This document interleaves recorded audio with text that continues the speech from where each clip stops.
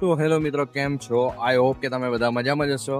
તો આપણી સ્ટોલ તમને ખબર જ છે ટાઈમિંગની, તો જે 7 વાગે ખુલી જાય છે.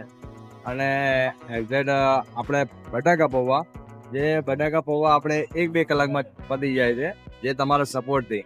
અને ખૂબ ખૂબ આભાર તમારો, અને થેન્ક યુ ઇન્સ્ટાગ્રામ ફેમિલી.